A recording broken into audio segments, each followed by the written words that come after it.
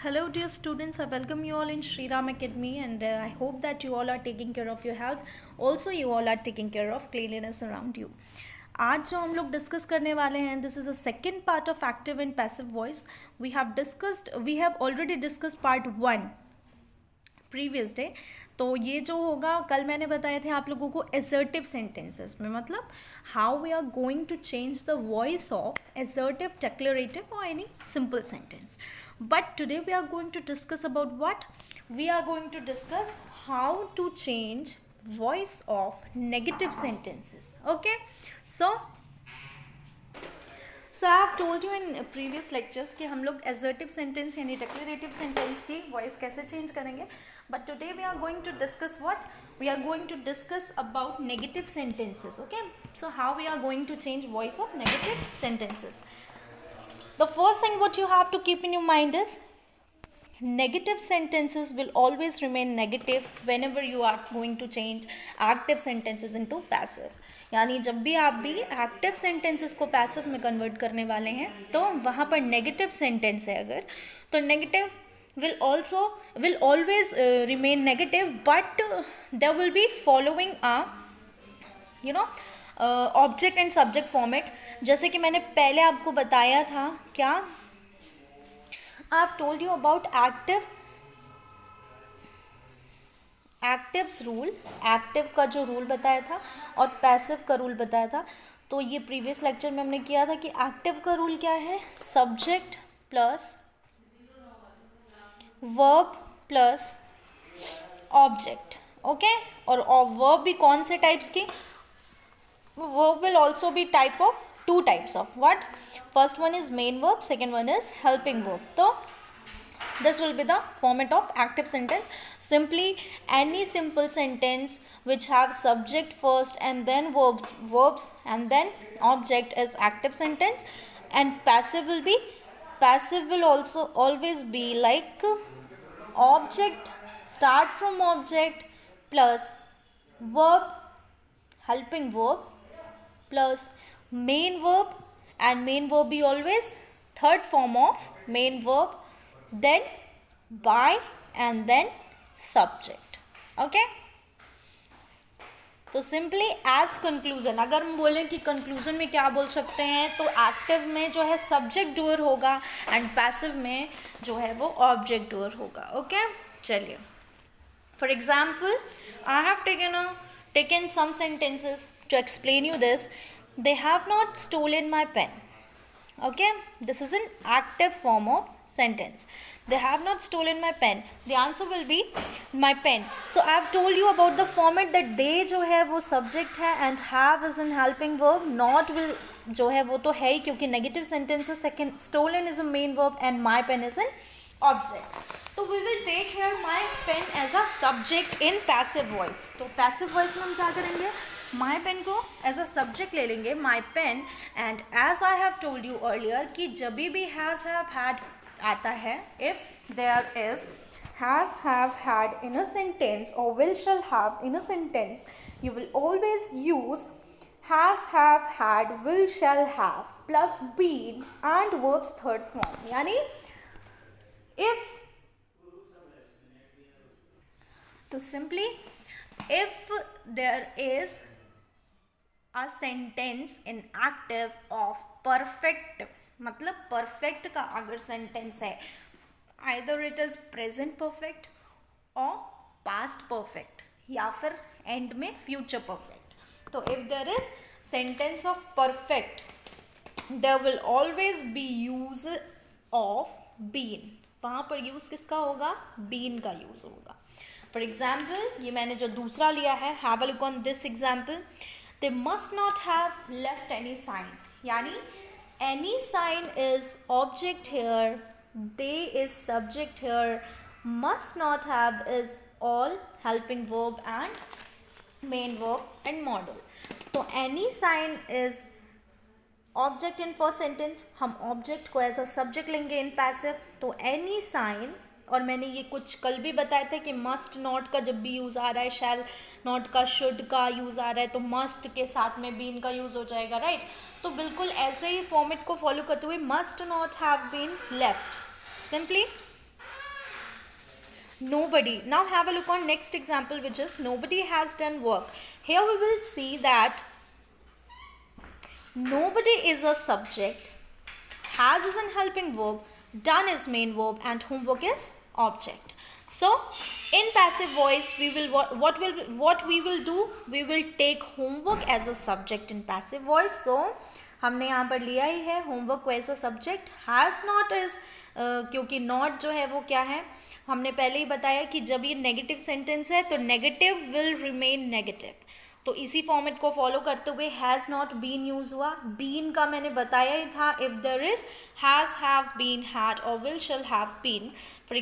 तो सिंपली अगर दिमाग में रखा जाए तो एक कंसेप्ट रखिए, if there is a sentence of perfect, either it is of present, of past, या तो वो सेंटेंस प्रेजेंट परफेक्ट का है, पास्ट परफेक्ट का है या फ्यूचर परफेक्ट का है, you will always use been in passive voice with that particular helping verb of active sentence. Okay, now have a look on next slide. I hope that you cleared about the negative sentences, active passive voice.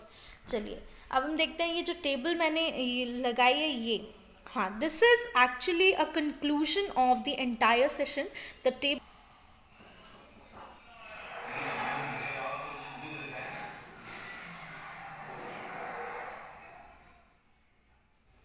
Now have a look on next example which is nobody has done homework, है ना. ये जो example है इसमें क्या है, simply nobody is a subject, has a helping verb, done is main verb and homework is an, homework क्या है, ऑब्जेक्ट है. तो जैसे मैंने पहले बताया था कि पैसिव जब सेंटेंस किसी भी एक्टिव सेंटेंस को हम पैसिव में कन्वर्ट करेंगे तो ऑब्जेक्ट विल बिकम सब्जेक्ट.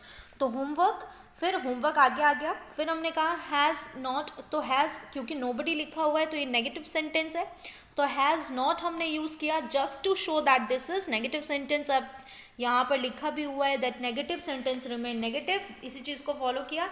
तो homework has not been done. Been कैसे आया, if there is, always keep this thing in your mind, if there is has, have, be, has, have, had, will, shall, have, in active sentence we will always use been with that particular helping verb. उस particular helping verb के साथ में we will use been. हम क्या use करेंगे, been. उसी चीज़ को follow करते हुए has के साथ में been आया. Now have a look on this table. ये जो टेबल है ये जो है कंक्लूजन है. This is actually a conclusory table of entire session. From the day one I am telling you about what, I am telling you about several rules of active and passive. तो पहले हमने बताया था कि active sentences को भी पहचानने के लिए what you have to do is you have to go through the previous lectures I recorded of tense sentences. ये आना बहुत इंपॉर्टेंट है, ये नहीं आएगा तो फिर ये भी नहीं आएगा. तो ये जो है हमने पहले ही बताया कि टेंस बेस्ड होते हैं. टेंस अगर आपको आते हैं तब आप एक्टिव सेंटेंस पहचान पाओगे कि दिस इज एक्टिव सेंटेंस. अब टेंस ही नहीं आते तो फिर what I can do, I can't do anything. तो टेंस को पहले पढ़िए. You have to go through the previous lectures I recorded. कौन से वाले हैं वो, टेंस के हो गए, सेंटेंस के हो गए. फिर हम आते हैं, तो हमने कहा कि ये सिंपल प्रेजेंट का है. Just to memorize it, how we can conclude the entire rules and rules and changes. जब भी हम लोग एक्टिव को पैसिव में कन्वर्ट कर रहे हैं, there are some rules and changes, तो हमको वो बहुत ही ईजिली लर्न हो जाएगा. हाउ, सो देखिए कैसे होगा. तो simply if there is verbs first form in active sentence we will always use is am are as an helping verb in passive and verbs third form. तो ये चीज़ तो एकदम आसान है लर्न करने में कि एक्टिव को पैसिव में कन्वर्ट करने के लिए V3 फॉर्म का यूज़ होगा ही होगा. ठीक है. अब देखिए दूसरा जो हमको समझना है वो क्या है, मैंने बता दिया.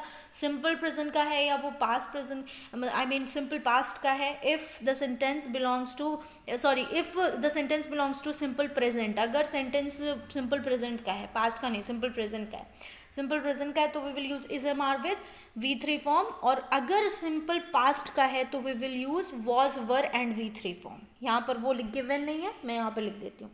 तो अगर सेंटेंस सिंपल पास्ट का है, okay, if there is verbs second form in active sentence, तो सिंपल पास्ट का है, we will use was, were as an helping verb in passive voice, was, were as an helping verb in passive voice, and along with it will use V3 form of the verb. तो क्या चीज़ conclusion में आई, if the sentence belongs to simple present tense we will use is am are and V3 form. Secondly, if the sentence belongs to simple past तो we will use was were and V3 form. Okay, V3 form of verb. अब हम लोग आते हैं present perfect में. तो has have plus V3. If there is has have और V3 form in active sentence we will use has have, and along with has have we will use been, जो कि हमने अभी प्रीवियस एक example जो किया था उसमें ये वाला जो थर्ड वाला है रूल वो हमने डिस्कस किया था और प्रैक्टिकली किया भी है. फिर आते हैं हम प्रेजेंट परफेक्ट में. तो if you get any present perfect sentence in active voice, तो how will you convert it. Present perfect का एक्टिव वॉइस नहीं चेंज होगा क्योंकि वो पहले से ही एक्टिव जो है वो पैसिव में होता है. एक्टिव वॉइस वो पैसिव में कन्वर्ट नहीं होता, not commonly used. Okay, now have a look on next slide. ये जो मैंने सिंपल पास्ट का आपको पहले ही बता दिया. सिंपल पास्ट का जो सेंटेंस है वो अगर है if there is verb second form of verb in active sentence we will use what we will use was verb plus V3 form. आया समझ में, जो हमने अभी पहले डिस्कस किया है एक एग्जांपल के साथ में कि सेंटेंस अगर सिंपल पास्ट का है तो we will use was verb plus V3 form of the verb in passive sentence. Now just get to the next topic and next rule which is past continuous was verb plus VING. अब देखिए क्या दिया हुआ है कि अगर sentence past continuous का है यानी वॉज वर है तो हम वॉज वर ही यूज़ करेंगे और उसके साथ साथ में जो सिंपली क्या हो जाएगी, बीइंग ऐड हो जाएगा as a passive be form. फिर आते हैं हम पास्ट परफेक्ट में. तो हैड और V3 है अगर तो हैड और बीन यूज हो जाएगा. आई have told you earlier also. फिर पास्ट परफेक्ट का है तो नॉट कॉमनली यूज्ड. ठीक है, चलिए फिर हम लोग आते हैं नेक्स्ट फ्यूचर वाले में. तो फ्यूचर में भी देखिए क्या दिया हुआ है. सिंपल फ्यूचर का है तो बी. तो सिंपली ये मैंने बहुत स्टार्टिंग में in my previous lecture I have told you about this कि if there is any modal present in active voice sentence, for example if there is can, could, may, might, must, shall, should और will, तो we will use in passive voice what will we do, we will use be along with that particular model. यानी उस particular model के साथ में हम be का use करेंगे and V3 फॉर्म तो रहेगी ही रहेगी. फिर हम लोग देखते हैं फ्यूचर कॉन्टिन्यूस में. if there is will shall be है ना, will shall be तो इसका भी वो पैसिव फॉर्म नहीं चेंज होता. ये भी आपको याद रखना होगा. 3 जो हैं उनका पैसिव फॉर्म नहीं, 4 का नहीं चेंज होगा. फॉर एग्जाम्पल कि मतलब इन शॉर्ट फ्यूचर परफेक्ट का हम बात करें, पास्ट परफेक्ट की बात करें, प्रेजेंट परफेक्ट की बात करें तो इनका सिंपली चेंज नहीं होता है. और अगर हम बात करें तो कंक्लूजन ये था, क्या था कि एक्चुअली ये जो भी हम लोगों ने परफेक्ट के to understand the rule we will go through an example. ये जो नीचे मैंने एग्जाम्पल लिखा है देखिए, he will have done homework. उसका जो आंसर है पैसिव सेंटेंस वो है homework will have been done by him. तो ऐसे ही हमने किया. होमवर्क जो है वो सेंटेंस में क्या था, होमवर्क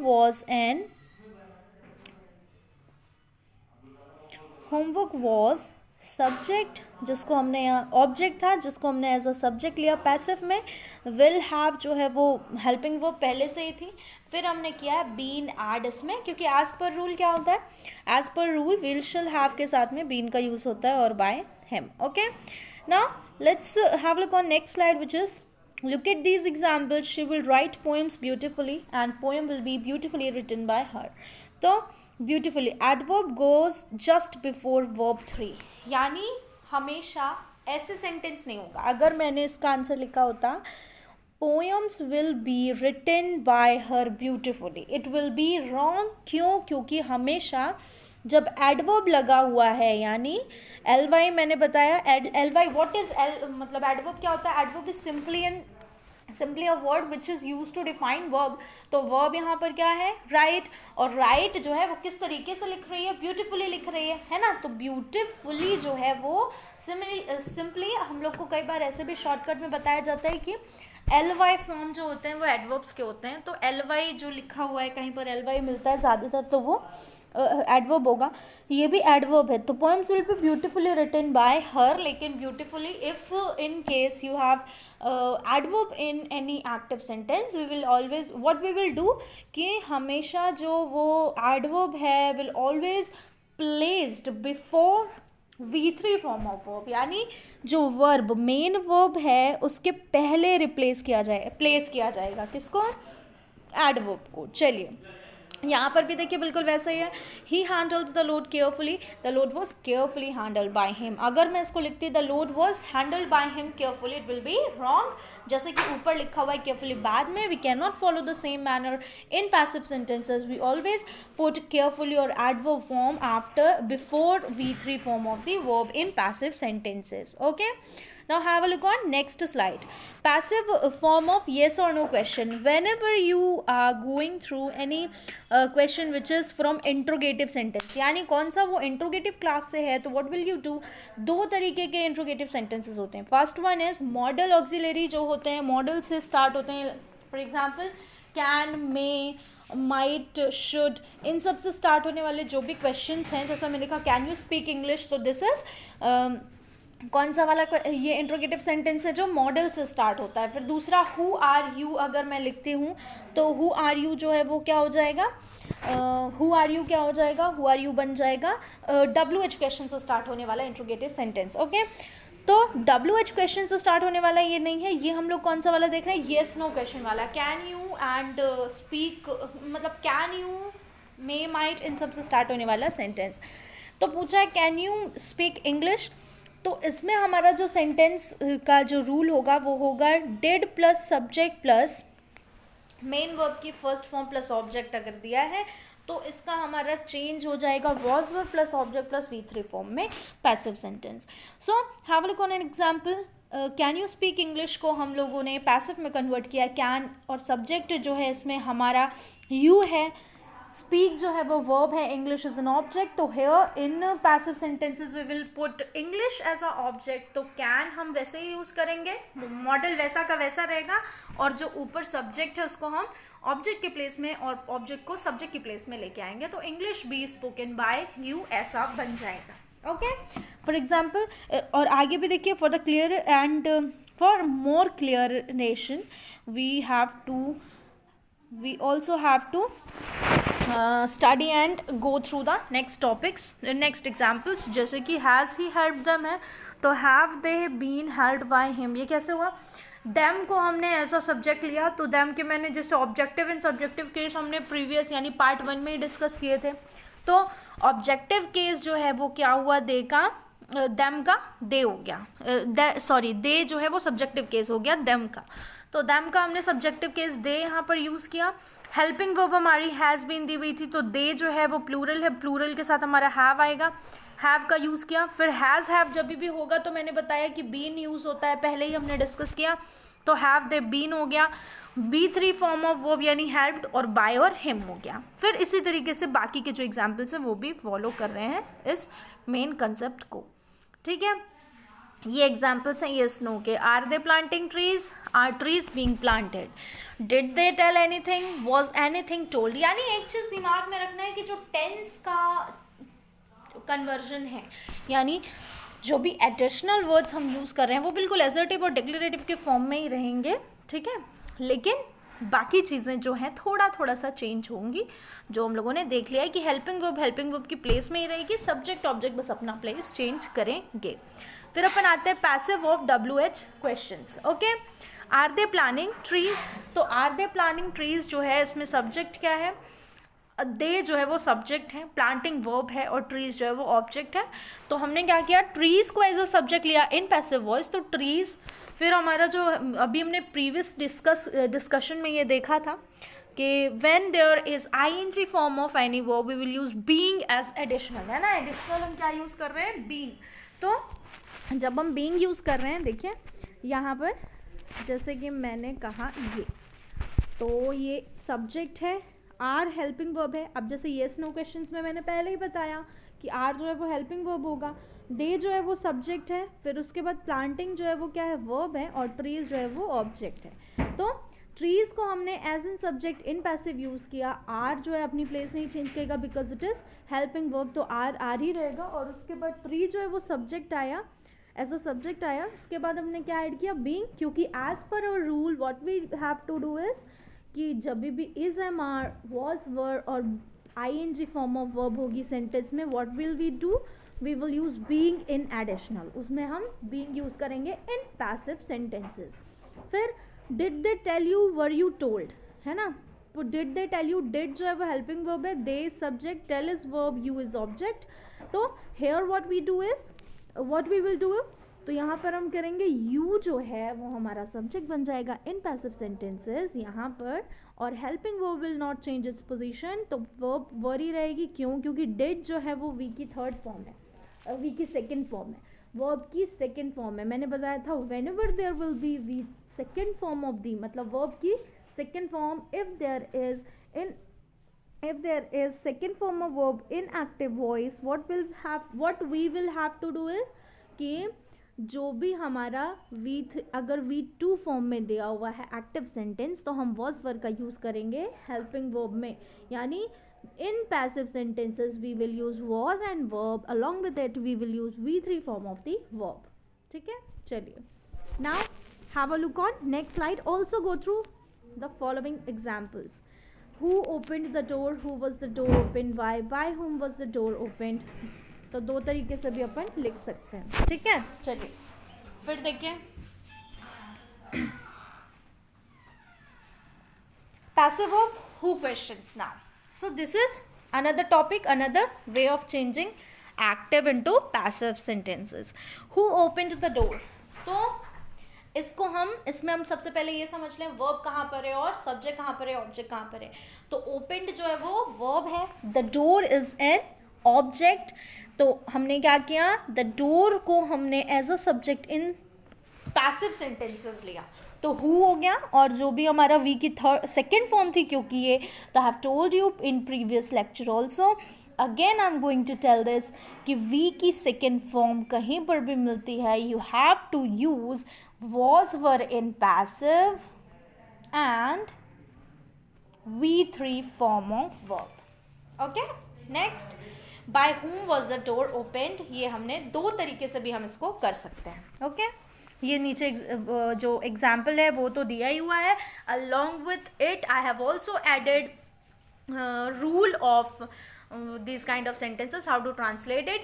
इसके जो मैंने रूल्स हैं वो भी यहाँ पर ऐड किए हैं। चलिए, so next and probably भी last देखते हैं कि imperative sentences में हम कैसे करेंगे। imperative sentences में if you are not aware of imperative sentences, यानी कि imperative sentences ही अगर नहीं मालूम है, what you have to do is आप लोगों को जाना पड़ेगा मेरे previous lectures देखने के लिए। तो you have to attend my previous lectures regarding tense and sentences. तो उसमें आपको सेंटेंसेस में मैंने बहुत ही ईजिली बताया कि इम्परेटिव सेंटेंसेस क्या होते हैं। तो अभी सिंपली फिर से हम लोग उसको रिवाइज कर लेते हैं। इम्परेटिव सेंटेंसेस सिंपली मैंने बताया था सो का याद रखिए। सो का means if there is suggestion, if there is order, if there is command and if there is advice in a sentence, the sentence will belong to which class, the sentence will belong to imperative class. ठीक है, तो ये एक example दिया हुआ है, let him open the door. तो अभी जो है ओपन द डोर, कभी भी अगर आपको इम्परेटिव सेंटेंसेस मिलते हैं तो you have to use let in passive. Passive में लेट का यूज करना है। ठीक है, कैसे, देखिए if I say shut your mouth, shut your mouth,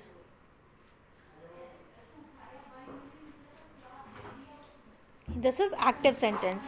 so in passive what we will do, in passive we will use let। सबसे पहले let का यूज़ होगा, उसके बाद object का यूज़ होगा, फिर होगा be and फिर V3 form of verb। इसमें पहले हम verb देख लेते हैं। shut is verb, your is subject and mouth is an object। तो हम इसमें क्या करेंगे, let your लिखा हुआ है इसलिए let your mouth be shut। okay, so this will be the answer of this sentence।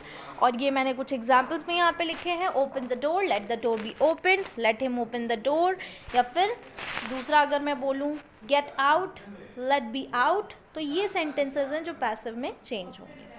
फिर हम देखते हैं voice change of some, voice change के कुछ और एग्जाम्पल्स हैं यहाँ पे जो मैंने अटैच किए हैं. This is last slide probably. तो did you teach us, were we taught by you. तो were we taught by you, she has to prepare food, food has to be prepared by her. Who told you about the incidents? इसमें भी देखिए the accident. तो accident is an object in a sentence and we will use it as a subject in passive. तो by whom जो है वो additional रहेगी because it is helping verb. तो जैसे कि अभी मैंने previously बता दिया कि helping verb will remain same and in the starting you have to use helping verb, क्योंकि अगर वो नहीं यूज़ करेंगे तो सेंटेंस मीनिंगलेस हो जाएगा. ठीक है. तो who told you about that accident, तो by whom were you told about the accident will be the answer. People are destroying the jungle, तो jungle is an object, are destroying is verb and people is subject. Here what will we do, यहाँ पे हम लोग क्या कर सकते हैं, the jungle will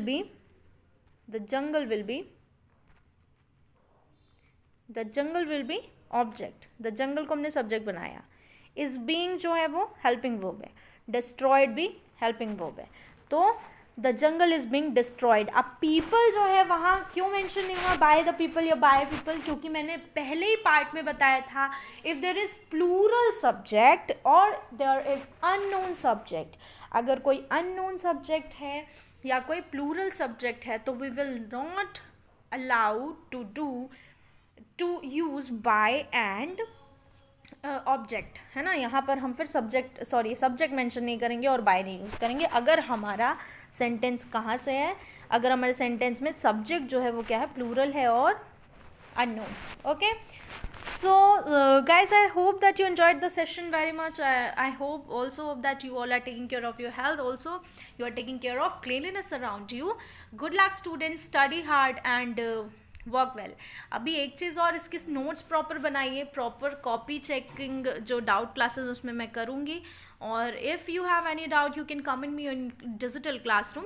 You can come also message me personally if you have any doubt or any issue regarding the session.